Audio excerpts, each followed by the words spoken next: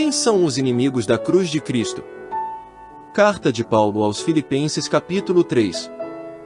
Comentário de Mário Persona. Quem seriam esses inimigos da cruz de Cristo?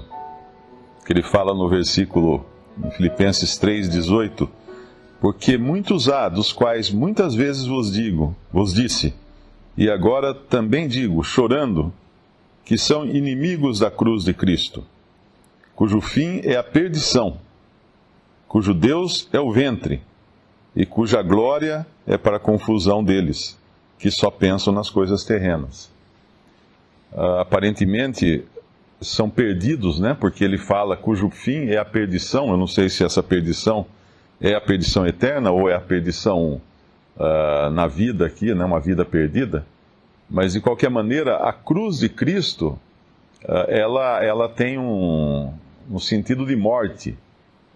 E eu acredito que muitos cristãos também acabam em uma condição de inimizade para com a cruz de Cristo. Lá quando o Senhor falou assim, se alguém me segue, tome sobre si a sua cruz e me siga, né? Alguma coisa assim. Se alguém quiser me servir. E isso aí era, na verdade, tomar um lugar de morte. Muitos usam essa expressão, eu tenho essa cruz para carregar, né? Pensando que é isso que o Senhor estava dizendo lá nos evangelhos, mas não era.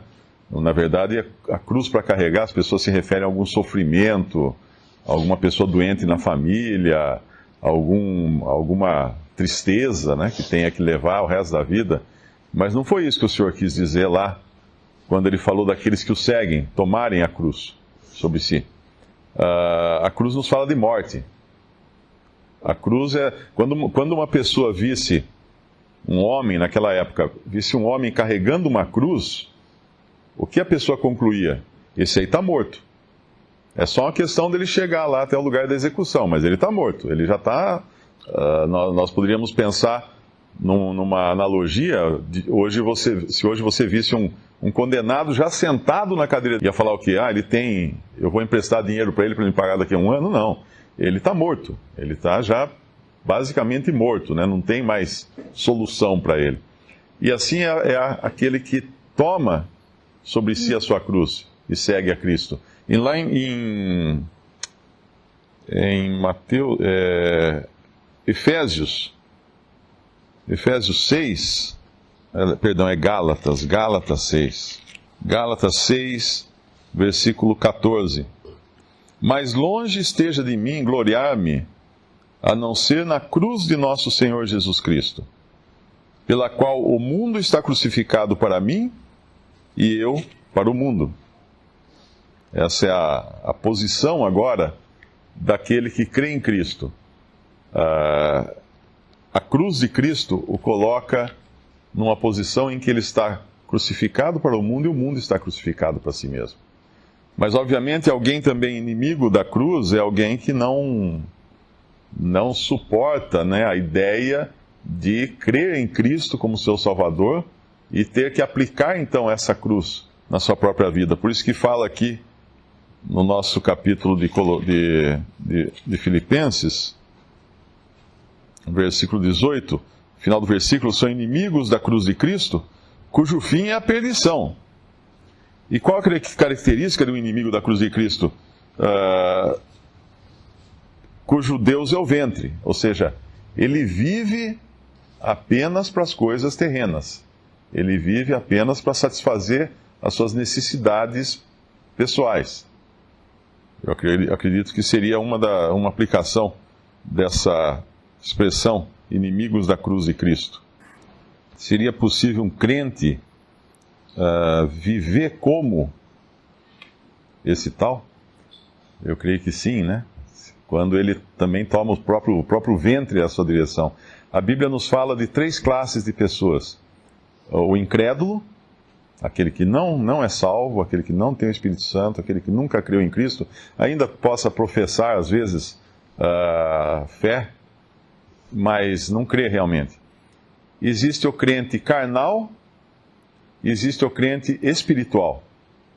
Existem essas classes na Bíblia. Mesmo entre os crentes, a Bíblia deixa claro Podemos abrir lá em Gálatas, capítulo 6.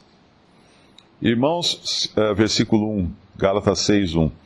Irmãos, se algum homem chegar a ser surpreendido em alguma ofensa, vós que sois espirituais, encaminhai o tal com espírito de mansidão, olhando por ti mesmo, para que não sejas também tentado. Levai as cargas uns dos outros, e assim cumprireis a lei de Cristo.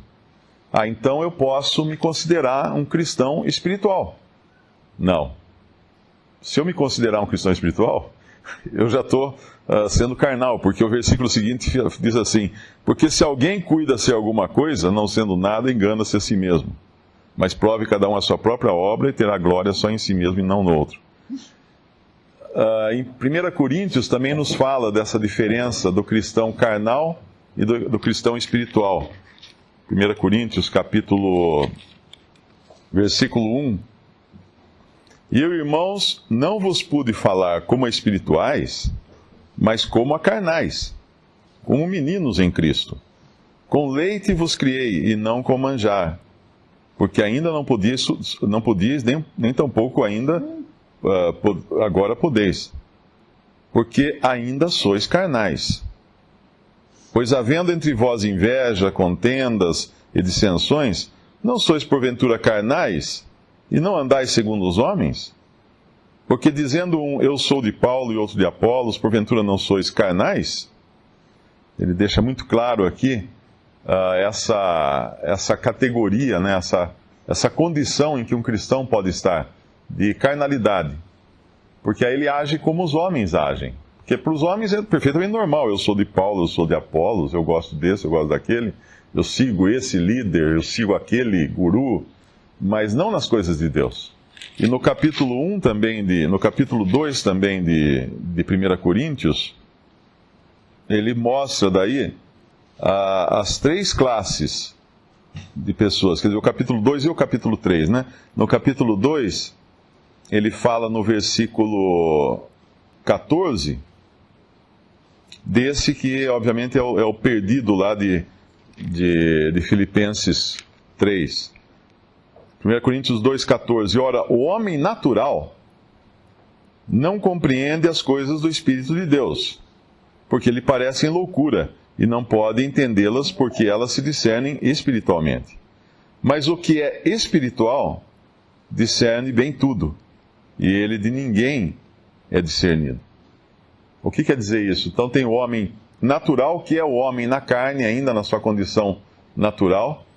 Talvez ele nem seja um inimigo da cruz de Cristo, no sentido dele ser um opositor, mas ele anda segundo o seu ventre e ele está perdido.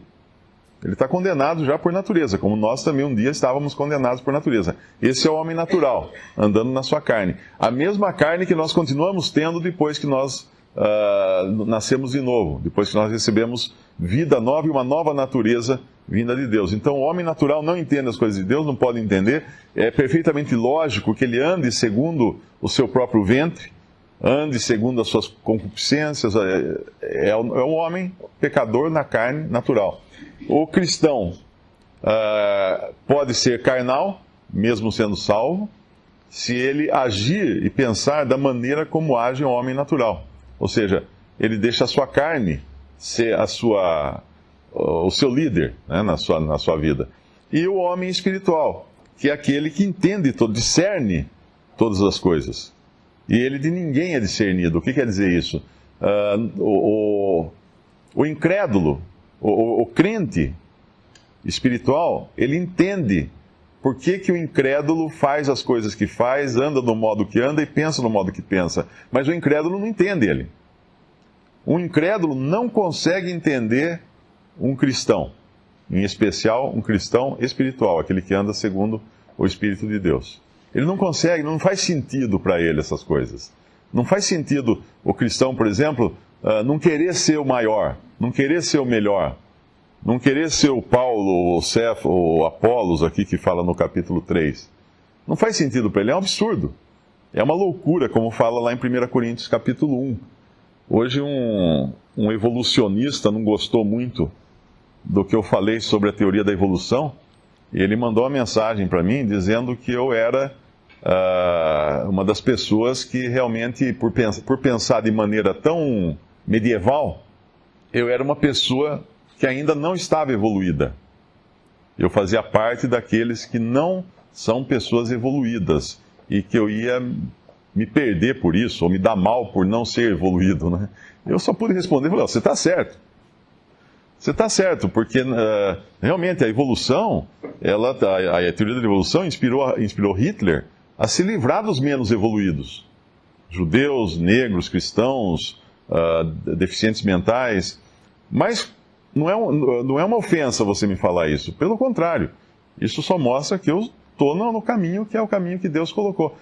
Porque Deus escolheu as coisas fracas do mundo para confundir as fortes.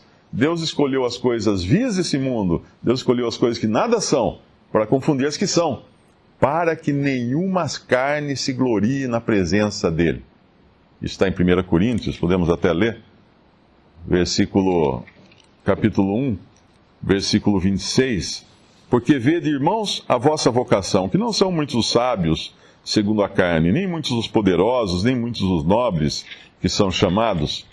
Mas Deus escolheu as coisas loucas deste mundo para confundir as sábias. E Deus escolheu as coisas fracas deste mundo para confundir as fortes. E Deus escolheu as coisas vias deste mundo, e as desprezíveis, e as que não são, para aniquilar as que são, para que nenhuma carne se glorie perante Ele. Então essa é realmente a condição do crente em Cristo. Ele é a escória do mundo. E ele tem que se dar por contente e se regozijar quando é chamado de escória. Quando alguém fala, você é louco crer nessas coisas. Você é um débil mental porque você crê nessas coisas. E já ouvimos isso, né? Acho que todo mundo já ouviu isso.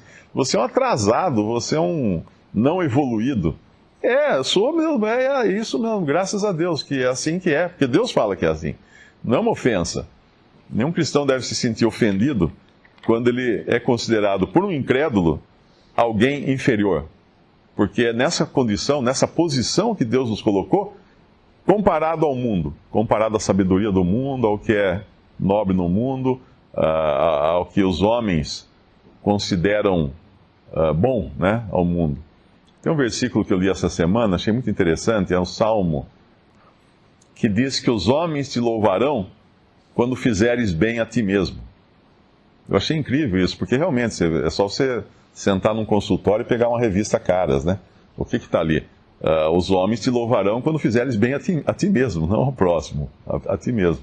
E essa é a sabedoria do mundo e, felizmente, Deus nos resgata disso. Essa passagem fala que tanto uma coisa quanto a outra ainda é futura para nós, embora nós já tenhamos ela garantida, né? Sermos transformados à sua semelhança física e sermos transformados à sua semelhança moral. As duas coisas são futuras. Mas nesse capítulo de 1 João, capítulo 3, o versículo 1, dá a entender que algo há em nós agora que nos distingue também, como cristãos, como crentes em Cristo, que nos distingue, que é disso que está também tratando lá o nosso capítulo de Filipenses. Vede que quão grande amor nos tem concedido o Pai, que fôssemos chamados filhos de Deus. Por isso, eu entendo por essa nossa nova posição agora, o mundo nos não conhece, porque o não conhece a Ele. Então nós estamos identificados com Cristo aqui, embora ainda não estejamos ressuscitados em nosso corpo, ainda não estejamos transformados em nossa semelhança, na semelhança moral com Ele, mas o mundo já percebe que há uma diferença. Porque não conheceu a Ele, não conhece os que são dele também. E aí é a manifestação do que fala no versículo 3, fala de purificação. E qualquer que nele tenha essa esperança, purifica-se a si mesmo, como também ele é puro. Lá no... eu achei o versículo que eu estava procurando, que mostra uma das características do homem, é o Salmo 49:18. Ainda que na sua vida ele bendisse a sua alma, e os homens te louvem quando fazes bem a ti mesmo. A versão do Darby fala assim: e os homens irão louvar-te quando fizeres bem a ti mesmo. Essa é a característica do homem do mundo. Em Lucas 16, Lucas capítulo 16, versículo 15. E disse-lhes: vós sois os que vos justificais a vós mesmos diante dos homens. Mas Deus conhece os vossos corações, porque o que entre os homens é elevado, perante Deus é abominação. Eu acho que isso era uma coisa que a gente tinha que trazer escrita na testa, né? Porque quantas vezes nós caímos no erro de considerar aquilo que os homens consideram como a maravilha das maravilhas, né? E quando nós analisamos melhor, vemos que é totalmente contrário a Deus. Aqui no nosso versículo 19 do capítulo 3 de Filipenses, que só pensam nas coisas terrenas. E, em contraste, como o irmão falou, aqueles que só pensam nas coisas celestiais, né? Que essa deveria ser a senda do cristão, já que a sua cidadania está nos céus. Tem uma passagem, um salmo também, que fala: quando nos lembrávamos de Sião, quando pediam para nos cantar acerca de Sião, nós passamos outro dia por esse salmo 96, quando pediam para cantar, eu acho que é mais de 100, viu? É 137, Salmo 137, Junto aos rios de Babilônia nos assentamos e choramos, lembrando-nos de Sião. Aqui caberia a palavra que existe, eu acho que só em português, sentindo saudade de Sião.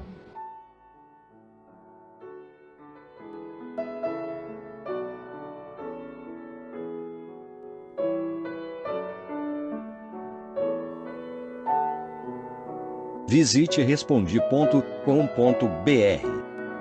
Visite também 3minutos.net.